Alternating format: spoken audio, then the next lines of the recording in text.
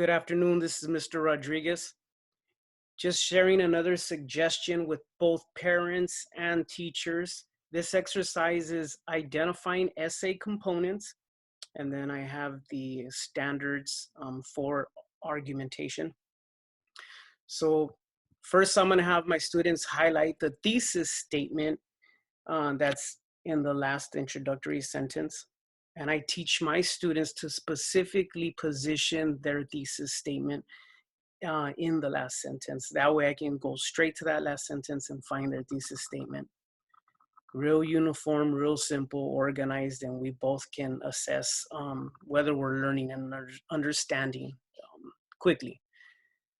Put in bold letters your supporting arguments that are listed in parallel structure at the end of your introduction. And I specifically teach my class to position their supporting arguments right after their thesis statement. They're going to italicize transition words. In neon, they're going to highlight their counter argument or opposing view. And I use both terms because both terms are used in testing, and I don't want to throw the kids off. What is it, a counter argument or an opposing view? So I want my students to know that this is interchangeable. Highlight your rebuttal in neon yellow. Cite evidence, highlight the cited evidence in fuchsia, and then we're going to enclose the conclusion with brackets. Now, of course, that's for a younger audience. So that way, maybe a second grader is able to understand the difference between an introductory paragraph and a conclusive paragraph. At the end of the essay, I want students to insert a 3-column table for peer feedback. Peer number 1, 2, and 3. So this is how it's going to look. Student submits the essay, MLA formatted, proper header, page heading. What motivates people to struggle for change? That's the topic. This is, 11th grade literature, so they're reading the Declarations of Independence, and we'll look into this right now. So I know immediately this sentence is highlighted. That's the thesis statement. Now I see in bold 3 concepts: the Declaration of Independence, Declaration of Sentiments, and Brown versus the Board of Education. So I know that that's the order of our body paragraphs. We're going to first look at the Declaration of Independence, then the Declaration of Sentiments, and then the third body paragraph is going to be about Brown versus the Board of Education.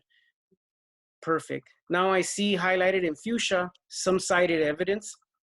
And so I already know that the kid, your student or your child is going to be really conscious that they have to cite evidence because they're going to have to identify it in their essay.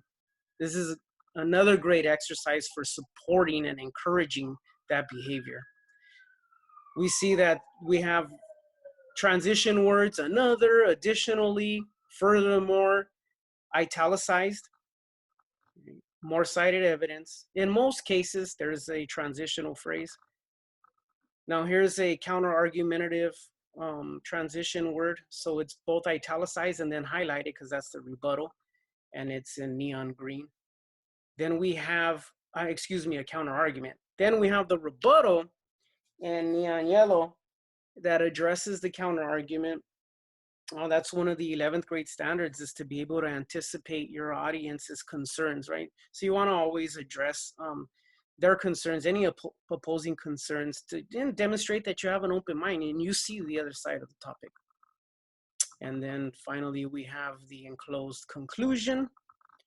And here is the inserted 3-column table. Now I gave feedback to my student and then a grade. So the student knows, okay, this is what you were graded. And then Valerie gave some input. Luis gave some input. Thank you, Valerie and Luis. And I hope this gives English teachers and parents some ideas. Your kid might come up to you and they're like, Mom, can you help me with my essay? And then you can in turn say, okay, I'll help you by you identifying all of these things, whether it be, a released SAT essay sample, a successful one, right? Because they upload successful and then unsuccessful ones as well. It could be, maybe an old essay a peer essay. But anyhow, this is just a good idea to get your kids to interact with the essay, so that way they're conscious of all the various elements and components of the essay. Thank you. I hope this gives you some ideas, and enjoy.